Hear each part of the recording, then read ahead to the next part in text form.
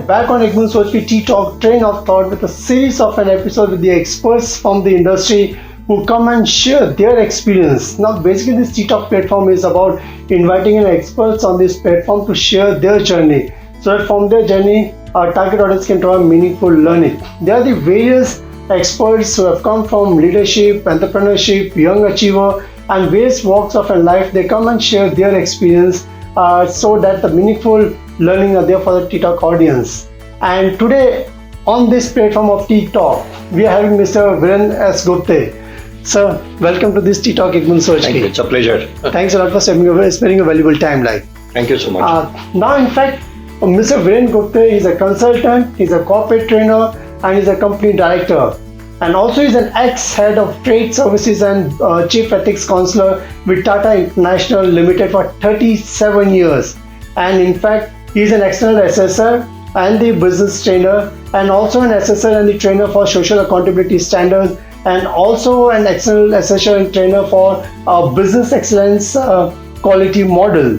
Now, in fact, that's a Malcolm Baldrige quality model which is there. Now, in fact, talking in terms of 37 years of an experience with the Tata International, and there's a huge knowledge which is there, which I think his journey, his experience with the target audience, I'm sure it's going to be more beneficial. And as far as the education qualification which is concerned, he did BA in Economics, LLB from Mumbai University, and MBA from Mumbai University. And on this platform, on the journey of Mr. Virendra Gupte, we're going to talk more in terms of the business excellence, business ethics, enterprise, social accountability, leaderships, and the life lesson. Sir, welcome again to this ttalk show. Thank you, Dr. Chima. In fact, I must say that I feel blessed that I have got this opportunity to interact with you.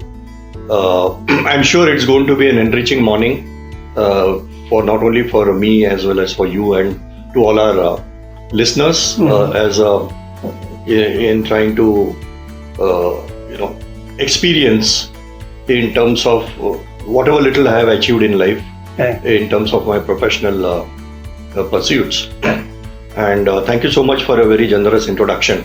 It's a pleasure. Also, many times what happens if you talk in terms of today's youth or today's professional, in fact, their tenure in the corporate is very short.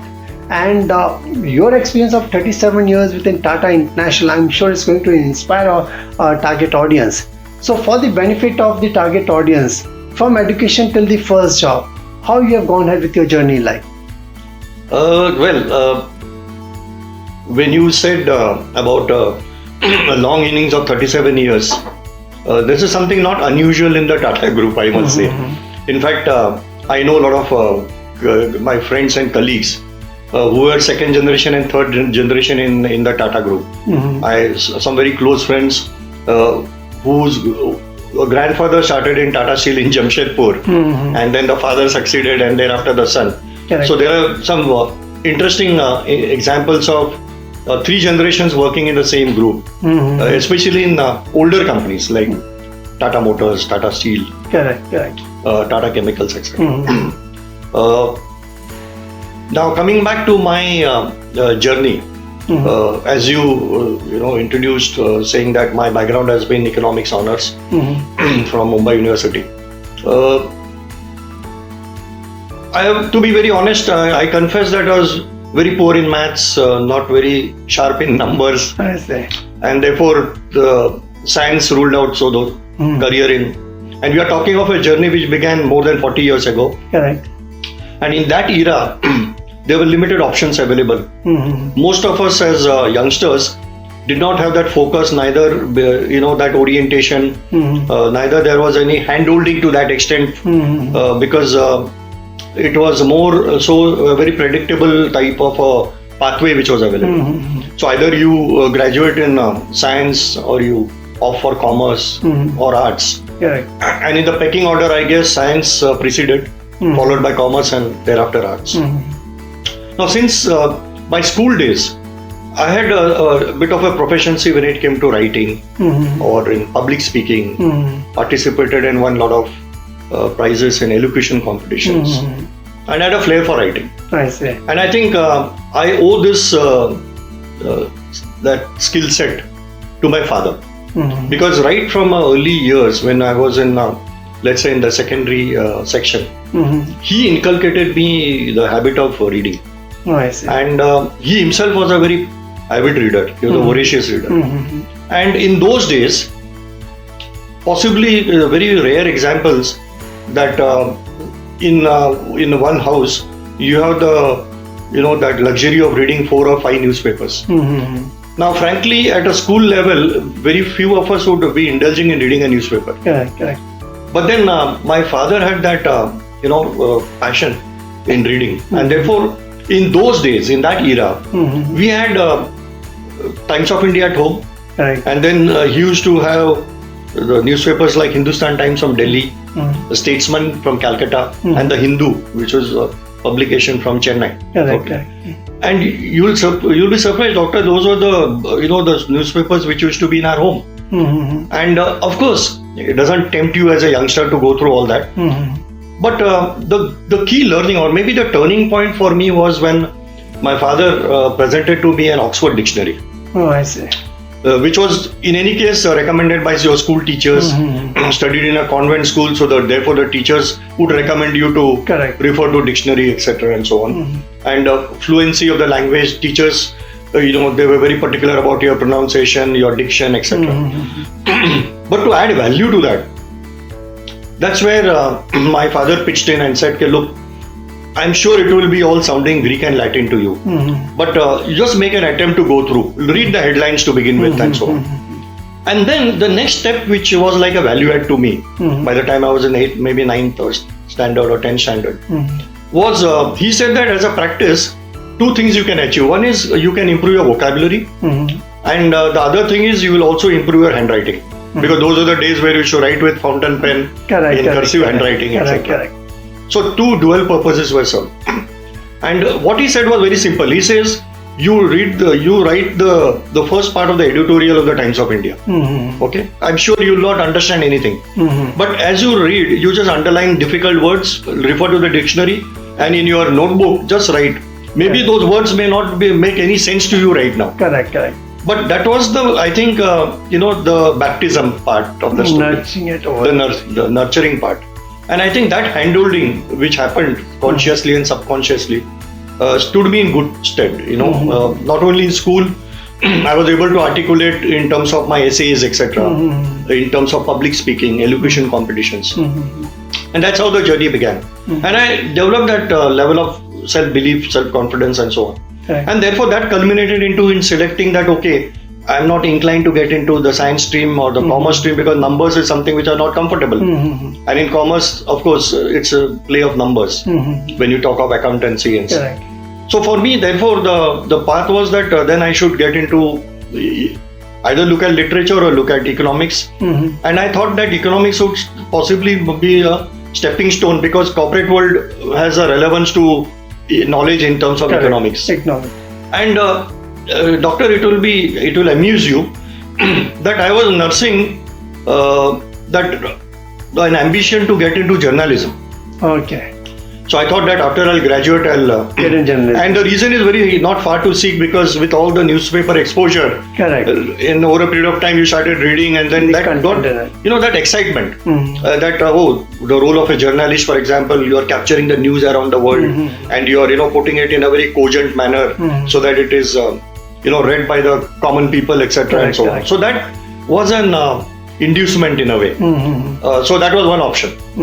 Then I realized that, look, if I offer economics and graduate, then I have a career opportunity to get into journalism. Or I was also looking at whether I can get into Indian Foreign Service, for example, if I appear for an IAS exam or Indian Foreign Service. Because that is where my inclination was. Because you are exposed to the world. While in college, of course, there is a vast, greater exposure in terms of opportunities. And I had the good fortune to be in a college where a lot of hand-holding happened by my professors who were mentors. They encouraged me to participate in activities beyond the classroom. And I think that was a trigger, so that I felt that public service, for example, would be a very interesting avenue. And then I graduated it so happened in that particular year, the Bombay University results were delayed. And that meant that I missed the last date of admission for the IAS entrance, etc. and so on. So then I thought to myself that maybe I should, look at a corporate career. And again, that's where my father played a very important role, where he showed me one advertisement which appeared in the Times of India. Tata Exports, which was our earlier name, was advertising for positions of young trainees. Today we call it management trainees. In those days, the nomenclature the company used was techno-commercial trainees, which is the equivalent of a management trainees. And he showed it to me. And I said, no harm in applying. And the most interesting part is that at that point of time, after the graduation, I had enrolled for law at Government Law College as well. And I applied to a couple of organizations. One company was Garwari Shipping. In those days, it was a leading company in the shipping space. Then I also applied to as a probationary officer in Canara Bank. And in both these places, I was called for the interview. Canara Bank, I cleared the written exams. I was called for the interview. In Garwari Shipping, I had cleared 2 rounds of interviews. And then I received this invitation to come for an interview at Tata Exports. The then Tata Exports, now Tata International. And I went for the interview. I cleared the first round. I was invited for the second round and so on. And the company then said that we would be keen to onboard you as a trainee. So that is where the dilemma was, because I had an appointment letter from Canara Bank. I had Garwari Shipping virtually saying that we would like to take you as a management trainee. And then in a way I was in a dilemma that what option should I therefore take. And of course there was no discussion. I was consulting my father, my eldest cousin, and they said that I don't think we need to discuss the subject. There is nothing better than an offer which is coming to you from Tata Exports, because that is one group, that is one venerable institution in our country, which has its values embedded, thanks to the legacy of the founder Jamshedji Tata and J.R.D. Tata. And therefore, I think let's not have any further discussion. So I was a bit, in a way, if I may say, a little bit of a reluctance. And the simple reason being that Canara Bank offered a stipend, a management trainee stipend of something like 750 rupees. Garwari Shipping offered something like 600. And Tata Exports, the trainee stipend was something like 500 rupees. So therefore, in the early nascent stage of your career, that 750, 600, 500, they are magical numbers. Correct. And then of course, in deference to the wishes of the elders in the family, I, accepted the appointment letter issued to me by Tata Exports. Good, great. And I think that's how the journey began. Correct. Many times it so happened like in today's scenario, students are so confused whether to get into engineering, to medical, to science, or which area they want to get into. There's a lot of information which are available on the net, and many people are having their own opinion on the child, and they get confused at their directionless to a certain extent. But the story of what we got the extract from Mr. Virendra Gupte is like, basically, if you will see the commitment level, he understood like the constraints which are there, and he was good into the economics where he felt like he can make a career. But the parents play an equally important role in terms of nurturing a child. I think at that particular age where he got into the reading habit, that's the thing. Even today in MBA, we talk in terms of students should read the newspaper, they should get into the environmental aspect, they should gain more and more knowledge. But if the foundation are laid down at particular age and where you're nurtured and you follow that kind of a discipline, I'm sure the base becomes more stronger. And now Mr. Virendra Gupte took a plunge into getting into his first job within Tata International Ltd, and he was there for 37 years. It's a great journey for 37 years. His story, what you're going to capture exclusively on ttalk Soch ki. Maybe in terms of a stability, in terms of a great learning, in terms of an opportunity, I think let's catch up with Mr. Virendra Gupte in our next episode of ttalk Soch ki. Till then, go to www.ttalk.net, subscribe and like the channel as much as you can.